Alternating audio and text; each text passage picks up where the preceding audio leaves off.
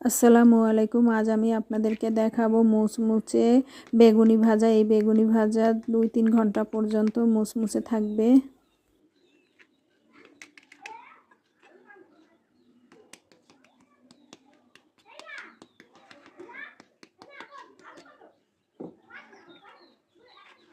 আর এরকম মুচমুচে পারফেক্ট বেগুনি ভাজার রেসিপি দেখার জন্য আশা রাখি আমার সাথেই থাকবেন। আমি প্রথমে একটি বেগুন নিয়ে বেগুনের এক পাশ কেটে ফেলে দিয়ে পরে এই বেগুনটিকে পাতলা পাতলা করে কেটে নিচ্ছি। আপনারা দেখে নিন যে আমি বেগুনটিকে কীরকম পাতলা করে কেটে নিচ্ছি। বেগুনে সামান্য লবণ মেখে নেওয়া যায় অথবা না নিলেও হয়। ভিডিও শেষে বেগুনি মুচমুচে করার 2টি টিপস দেওয়া হবে।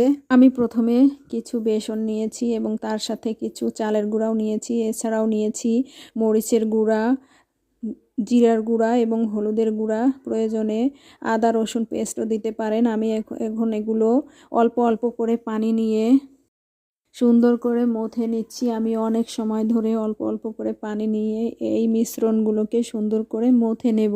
মথে নিতে নিতে আস্তে আস্তে করে আমি পানি অ্যাড করব। আমি একসাথে সব পানি অ্যাড করব না, আমি আস্তে আস্তে করে পানি অ্যাড করব। একসাথে করলে কিন্তু বেশি হয়ে যাবে। যাই হোক, আমার ব্যাটারটা তৈরি হয়ে গেছে। এখন আমি ওই বেগুনগুলোকে এই মিশ্রণের মধ্যে ডুবিয়ে তেলের মধ্যে ভেজে নিচ্ছি।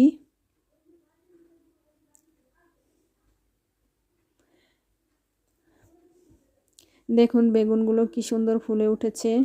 আসলে এই বেগুনি ভাজাটা অনেক মজার এবং এই বেগুনি ভাজাটা অনেক সময় পর্যন্ত মুচমুচে থাকে।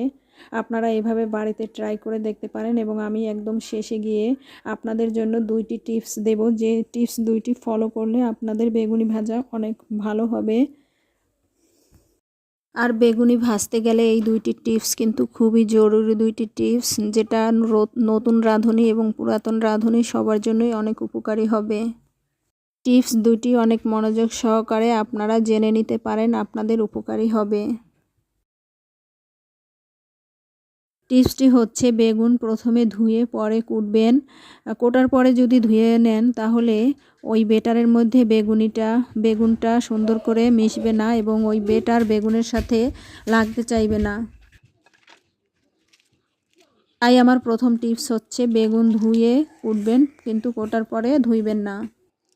আর পরের টিপসটি হচ্ছে বেটারের মধ্যে কিছু গরম তেল মিশিয়ে নেবেন, তাহলে বেগুনি মচমচে হবে। এবং চালের গুঁড়া দিবেন। চালের গুঁড়া দিলেও বেগুনি অনেক সময় পর্যন্ত মচমচে থাকে। ভিডিওটি ভালো লাগলে লাইক কমেন্ট করবেন এবং যদি মনে হয় যে অন্যের উপকারে আসতে পারে তাহলে ভিডিওটি শেয়ার করে দেবেন। ধন্যবাদ সবাইকে সাথে থাকার জন্য।